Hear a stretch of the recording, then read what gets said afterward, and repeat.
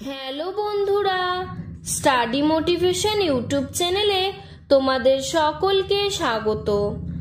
আজকের আলোচনার বিষয় হলো বাংলা অনুচ্ছেদ রচনা মাদার টেরিজা।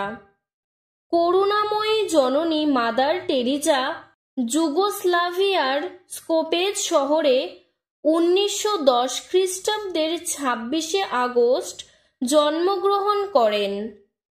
তার পারিবারিক নাম অ্যাগনেস গোনাক্সা বোজাক্সিহিউ। পিতা মাতা, দুই বোন ও এক ভাই মিলিয়ে ছিল তার ছোটবেলার সুখের সংসার। কিন্তু অতি ছোট বয়সেই তার পিতার মৃত্যু হয়।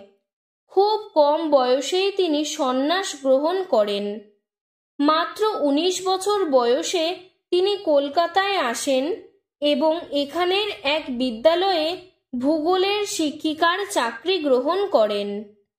কিন্তু ভারতবর্ষের অসহায়, দরিদ্র, অসুস্থ মানুষদের সেবা করার জন্য তিনি শিক্ষিকার কাজ ছেড়ে দিয়ে সেবামূলক কাজ শুরু করেন।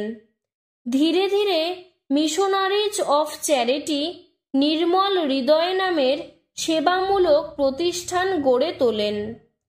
এছাড়াও বহু অনাথ আশ্রম, স্কুল, চিকিৎসা কেন্দ্রও গড়ে তোলেন। নীলপাড় সাদা শাড়ি পরিহিতা মাদার টেরিজার মধ্যে গরিব, অসহায়, অসুস্থ মানুষেরা নিজের মমতাময়ী মায়ের ভালোবাসা খুঁজে পেয়েছিলেন। সারা জীবন তিনি অসহায়দের সেবা করে গেছেন।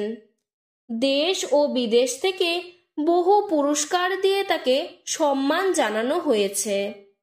ভারতরত্ন, পদ্মশ্রী পুরস্কারের সাথে বিশ্বসেরা নোবেল পুরস্কারও তিনি লাভ করেছিলেন। 1997 খ্রিস্টাব্দের 5ই সেপ্টেম্বর মাদার টেরিজা কলকাতায় পরলোক গমন করেন। তার মৃত্যুতে সকল ভারতবাসীর সাথে সাথে সমগ্র পৃথিবীও নিজের স্নেহময়ী মাকে হারালো। আজকের ভিডিওটি এতটুকুই। তোমাদের যদি ভিডিওটি ভালো লেগে থাকে তাহলে লাইক করে চ্যানেলটিকে সাবস্ক্রাইব করে দেবে। ধন্যবাদ।